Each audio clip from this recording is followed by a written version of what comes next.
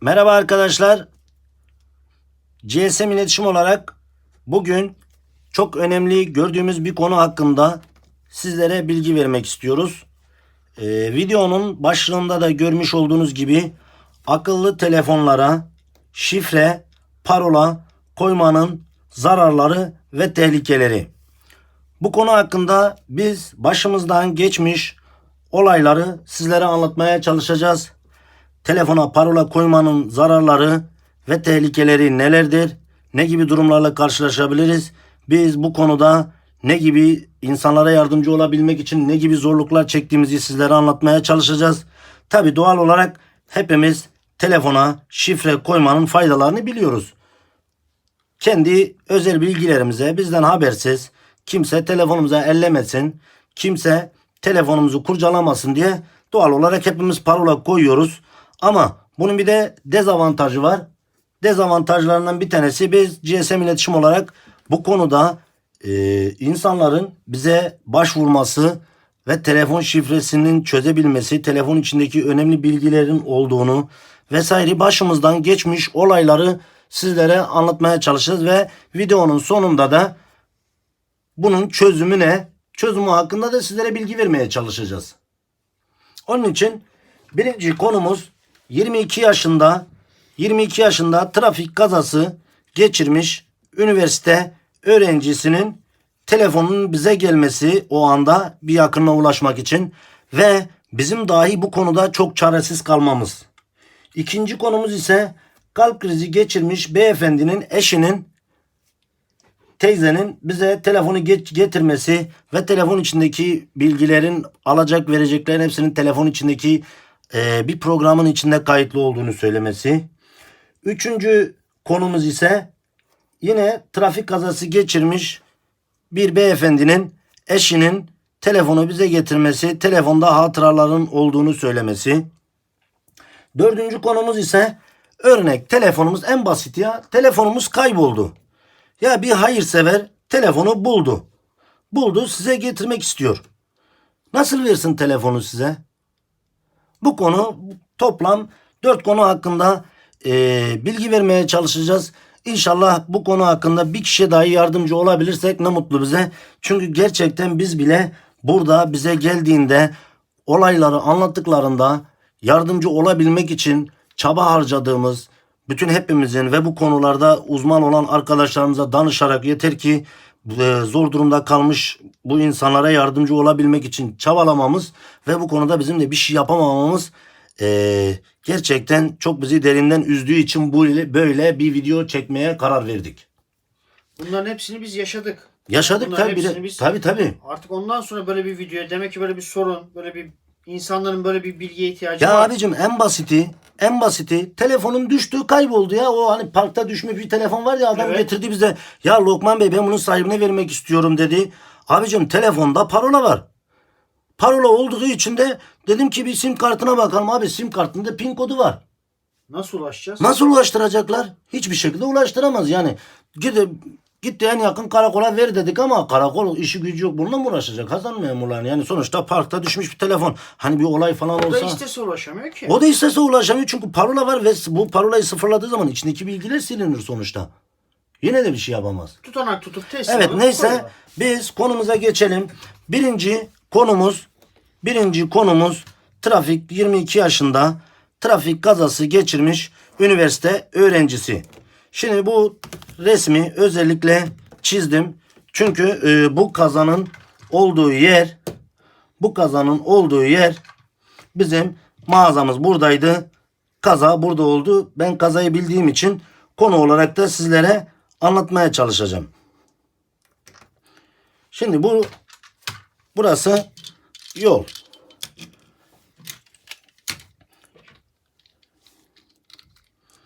Şimdi burası normal sokak. Bu çocuk, bu 22 yaşındaki genç buradan normal kaldırımda yürüyor. Sokağın başından kaldırımın bu tarafına geçecekti. Ve burada 67 yaşında Alzheimer hastası yaşlı bir şoförün burada çocuk buraya geldiğinde frene basmak yerine gaza basması sonucu çocuğu buradan altında ezerek şu iki yolun arasındaki refüje sıkıştırarak böyle üstünden geçip şuradaki arabaya da çarpıp şu yolda durması. Bunları maksat görsel olarak anlatalım. Daha Ve iyi bu olay hafızada kalsın. tabii daha iyi hafızada kalsın. Ve bizim mağazamız burada. Ve çocuk biz geldiğimizde çocuk burada can çekişiyordu. Allah rahmet eylesin. Biz tekrar Allah mekan cennet olsun. tabii sonra memur arkadaşlar geldi. Polis arkadaşlar geldiler. İşte ambulans falan geldi. Götürdüler.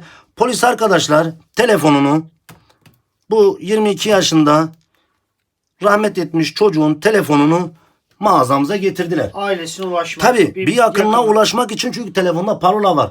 Lokman ne yapabiliriz bu konuda? En azından bir yakınına haber verelim. Bir şey yapalım dediler. Abi telefonu getirdiler. Telefonda yeni telefon parola var. Parola var ve inan yani her şeyi bıraktık hani ne yapabiliriz diye. Nasıl bir çözüm buluruz? Tabii ben de dedim ki abi dedim vallahi dedim parola çözülecek bir parola değil. Telefon yeni bir telefon. Artı parola çözülse bile çözülmesi bile yarım saat 40 dakika sürebilir yani çözülen telefonlardan. Çözülse de içindeki gidecek. İçindeki gidecek. Neyse ben dedim ki abi dedim burada bir seçeneğimiz var dedim. Son bir seçeneğimiz var. Sim kartını çıkartırız. Sim kartını çıkartırız. Başka telefona takarız. Eğer pin kodu yok ise en azından telefonda bir numara var ise veya bir mesaj var ise o şekilde ulaşabiliriz. Ama biz sim kartı çıkarttıktan sonra bir daha bu telefona taktığımızda bu sefer arayan da ulaşamaz. Çünkü tekrar pin kodu soracak. Tabii ki tekrar pin kodu soracak ve arayan da bir daha ulaşamaz dedim ben. Ondan sonra 2 tane polis arkadaş istişare yaptılar. Dediler ki ya Lokman bir 10-15 dakika daha bekleyelim.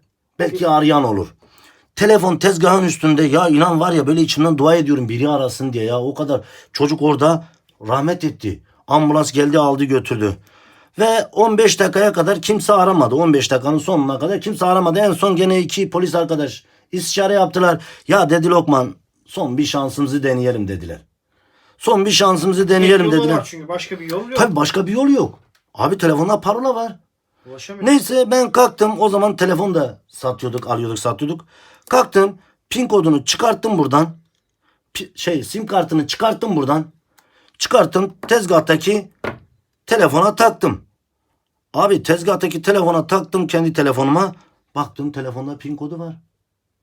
Ve öyle bir Bu saatten tabii sonra- tabii ya düşün çocuk yani üniversite öğrencisi 22 yaşında bir Alzheimer hastası bir adamın dengesizliği yüzünden buradan altında sürükleyerek şu refüjün olduğu yere 2 yolun ortasındaki refüj kaldırım var ya oraya sıkıştırıp üstünden geçip buraya kadar gelmesiyle bu çocuk orada rahmet etti. Ve çocuk 6,5 saat sonra yakınlarının haberi oluyor.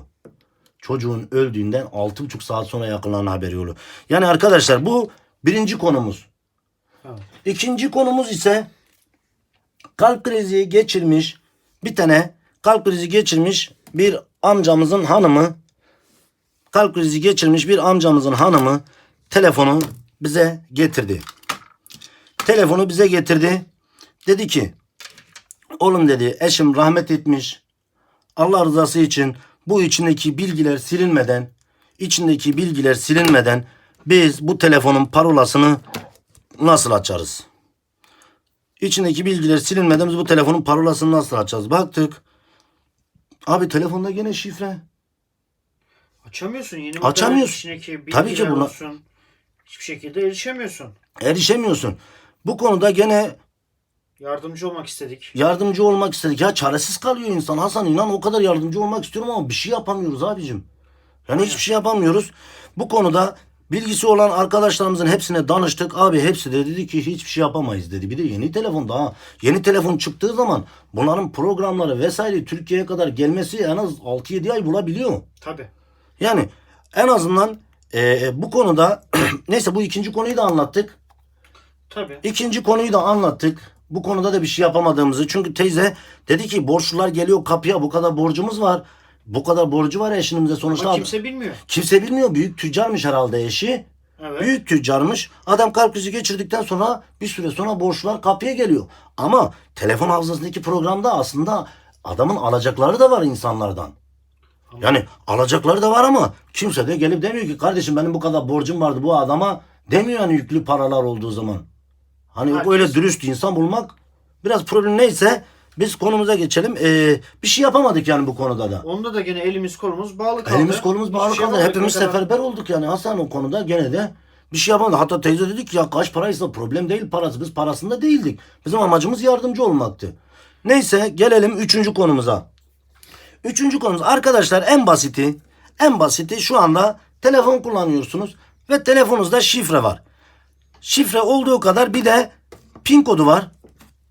Pin Evet. kodu var. O parkta düşen telefon. Aynen. Düşen telefon adam Geldi. parkta telefonu bulmuş. Şarjı bitmişti. Yeni model bir Samsung'tu o zaman. Şarjı bitmişti. Getirdik şarja takmış kendi getirdi. Ya Lokman dedi ben dedi bu telefonu sahibine ulaştırmak istiyorum. Allah rızası için bana bir yardımcı ol. Şu telefonu sahibine ulaştırayım.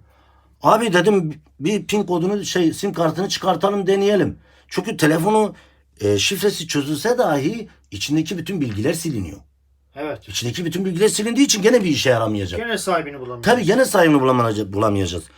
Dedi ki bir pin kodunu farklı telefona takalım. Abi onu da taktık. Onda da pin kodu var sim kartta. Artık bütün yol Operatörü kapandı. aradık. Sim karttan yola çıkarak operatörü aradık. Dedi ki böyle. Durum Abi var. hiçbir şey söylemiyor bize. Operatör diyor ki bu hat kapanmış.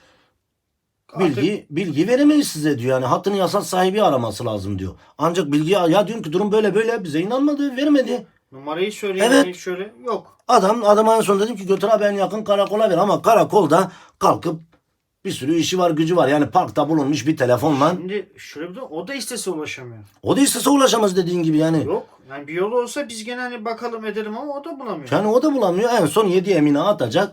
Orada gidecek ya da yanlışlıkla o karakola giderse böyle bir telefonum var kaybolmuş falan ancak o şekilde bulabilir ama bu da çok zor bir ihtimal. Çünkü adam parkta bulmuş götürmüş Tanere'nin karakoluna vermiş örnek olarak. Neyse. Yani bütün yollar kapanıyor. Evet bütün yollar kapanıyor. Diğeri ise o geçenki Pendik'teki abla telefonu göndermişti ya bize. Evet. Yani eşi Hatıra resimleri vardı. hatıra resimleri falan vardı. Ekranı kırıktı. Ekran değiştirdikten sonra parola vardı. Biz dedi ki böyle dedi ki eşim trafik kazası geçirmiş. Telefon hafızasında önemli hatıralarımız var. En azından ben kendim kullanacağım hatıra olarak. O resimler falan da durursa çok önemli. Yani iyi olur bizim için dedi. Abi dedi ki çocuk belki şifreyi biliyordur dedi. Yardımcı olalım dedik önce bir. Ya Aldık telefonu. hepimiz seferber olduk. Ekranı değiştirdik. Ekran değiştirdik ama Parola çıktı. desen kilidi vardı. Önce bir sorduk. Bir çözüm bulamadık. Yani ondan sonra kurye... demişti. Hani çocuğum bu telefonda oyun oynuyordu. Evet. Hani çocuğum hatırlıyor. Tabii canım Olabilir kalktık. de, çünkü Bilal'ı açıyor. gönderdik. Bilal'ı gönderdik. Git. Özellikle kendi kuryemizi gönderdik. Git en azından çocuk orada bir denesin. 2-3 sefer 4 sefer denesin. Eğer çözülürse zaten oradan telefonu bırak ablaya gel dedik. Evet. Götürdü. Çocuğu denedi. Çocuğu da çözemedi Çözemedi. şifreyi tabii. Daha sonra biz burada uğraştık. Biz burada uğraştık gene. O kadar istişare yaptık. Biz de gene burada arkadaşlarla yazılımla Ya ilgilenen hepimiz hepsi üzüldük. uğraştık. Hepimiz Ablaya da üzüldük üzüldük. yani. Hani öyle bir anlattı. Ya Hani biz abla de- geldi burada telefonu ağlaya aldı ya. Biliyorum. Çok. Yani arkadaşlar bu konuda sadece başımızdan geçmiş Evet. Yaşanan 3-4 olaylara olayı dayanarak- zaten bu telefon düştü, kayboldu, nasıl sahibine ulaşırım bize çok geliyor. Evet. Yani çok geliyor. Bir sefer taksici getirdi aynı şekilde taksize düşmüş. Nasıl ulaştırırım gene aynı şekilde. Şimdi arkadaşlar gelelim bunun çözümüne. İnanın bu olaylar başımızdan geçtikten sonra ben ve personelin hepsi de bu konuda tedbirlerimizi aldık. Tedbir nedir? Ya abicim en azından tamam parola olsun. Olsun. Parola olsun. En azından sim kartınızda pin kodu olmasın. Tabii. Sim kartta pin kodu olmasın. En azından Allah muhafaza hepimiz insanız. Hepimizin başına bir şeyler gelebilir. Telefon bu hep yanımızda düşüyor. Olabilir. Tabii en azından ya hiçbir şey olmasa bile telefonumuz düşse bile en azından bize ulaştırmak isteyen insan ulaştırsın bize. En azından sim kartınızda pin kodu olmasın ve sim kart hafızanızda bir iki tane yakınınızın numarası olsun. Sim kartın hafızasına. Sim kartın hafızasına tabii. Sim kartın hafızasında bir iki tane yakınınızın numarası olursa telefonunuz kaybolduğunda bir hayırsever bulduğunda En azından ulaştırmak insanın isteyenlere bir yol açalım. tabii Ya ki. çünkü bize geldiklerinde bizim elimiz kolumuz bağlı kalıyor. Yani yardımcı olamıyoruz. Ya bu sefer hani şimdi çoğu insan da bilmiyor ki o diyor ki zaten bir şekilde belki bir hayırsever bulur bana ulaştırır ama bilmiyor ki ulaştıramayacağını. Nasıl ulaştıracak? Adam da ulaştırmak istiyor ama nasıl ulaştırsın? En azından dediğimiz gibi sim sim kartınızda pin kodu olmasın arkadaşlar. Ve sim kart hafızasında bir iki yakınınızın numarası kayıtlı olsun. Bu birinci konu. İkinci konu telefon hafızalarımızda bu kalp krizi geçiren beyefendinin eğer sizde bu tür bütün bilgilerinizi telefon hafızasına alacak, verecekleriniz vesaire, hani Allah muhafaza başımıza bir şey geldiğinde en azından yakınlarımız bunları bilsinler istiyorsanız. Şimdi bazen ticaret yapan insan güvene dayalı yapıyor icabında, hani ticaretini oraya bir yere kenara not yazıyor. Her şeyi Telefonda yazıyor sonuçta. telefonda yazıyor. Telefonun hafızasındaki bir programda yazmış mesela o teyzenin eşi. En azından bu konuda kendi telefon şifrenizi, güvendiğiniz bir iki kişiye en azından şifrenizi söyleyin. Bak böyle benim şifrem bu. Telefon hafızamda çok önemli bilgiler var. Alacaklarım, vereceklerim var. Şifrem bu. Uzaktan birine söyleyin ya. İlle yakınızda birine değil. Başıma bir şey geldiğinde en azından benim şifrem bu. Hani bilemeyiz yarın öbür gün ne olacağını ama biz en kötü senaryoyu düşünerekten. Sonuçta insanız, en kötü senaryoyu düşünerek yani Allah muhafaza hepimizin başına her şey gelebilir yani. En azından bir güvendiğiniz uzağınızdan biri olsun. En azından telefonunuza ulaşamayan biri olsun. Telefon şifrenizi veya desen kilidinizi gönderin. De ki kardeşim benim desen kilidim bu. Allah muhafaza başıma bir şey gelirse bu desen kilidim bu. Benim yakınlarıma söylersin de ya. Söylersin, en azından bu konuda bir çözüm bulunmuş olur. Peki bu olaylar kendim şahsen vallahi başıma geldikten sonra, ben bu olayları yaşadıktan sonra nasıl bir önlem alıyorum? Arkadaşlar birincisi, ben iki telefon kullanıyorum. Bir tanesinde şifre var, bir tanesinde şifre yok. Bir tanesinde parola var, bir tanesinde parola yok. Ama bak şimdi bunun yanında bir de bakın bu benim kendi şahsi defterim. Evet, biliyorum. Kendi şahsi defterim ve çelik kasada duruyor. Sen de biliyorsun Hasan. Evet. Ve bu defterin içinde bütün mail şifrelerim, Facebook şifrelerim, işte web sitemizin şifreleri, alacaklarım, vereceklerim vesaire hepsi bunun içinde yazılı. Ve bunu etrafımdaki kardeşlerim olsun, personeller olsun hepsi de biliyor ve bu kasanın anahtarı da bende. Allah muhafaza başıma bir şey geldiğinde hiçbir zorluk çekmezler. Allah göstermesin. Yani örnek insanlık hali, yani ben tedbirdir. Tabii. Adını sen getir, bütün her şeyim, Gmail adreslerim, bütün şifrelerim, bütün banka şifrelerim hepsi burada yazılı. En azından bundan sonrası Tabii için. toplu paralar vesaire, alacaklar, verecekler hepsi burada yazılı. Allah muhafaza başıma bir şey geldiğinde zaten bu anahtar cebimde, alacaklar, kasayı açacaklar. Buradaki bütün şifreleri hiçbir zorluk çekmeden, kimin alacağı var, kimin vereceği var, görecekler, ona göre hareket edecekler. Tabii. Yani arkadaşlar umarım biraz yardımcı olabilmişizdir sizlere. Gerçekten bu konu bizim için çok önemli olduğunu düşündüğümüz için böyle bir video paylaştık. Doğal olarak hepimiz dediğimiz gibi videonun başında da telefonumuza parola koymanın faydalarını hepimiz biliyoruz. Her yerde bunu anlatıyorum. Tabii her yerde bunu anlatıyorlar ama kimse bu tür şeyleri, baktım böyle bir video olmadığı için en azından insanlara yardımcı olabilmek adına böyle bir video çekme kararı aldık ve çektik. İnşallah bu konuda bir kişiye dahi yardımcı olabildiysek ne mutlu bize. Eğer bu videoyu gerçekten sizler de faydalı bulduysanız sizler de kendi sosyal medya hesaplarınızdan paylaşın. En azından sizin de akrabalarınız, yakınlarınız bu konu hakkında bilgisi olsun. Bir kişiye daha yardımcı olabildiysek ne mutlu bize. İzlediğiniz için teşekkür ederim arkadaşlar.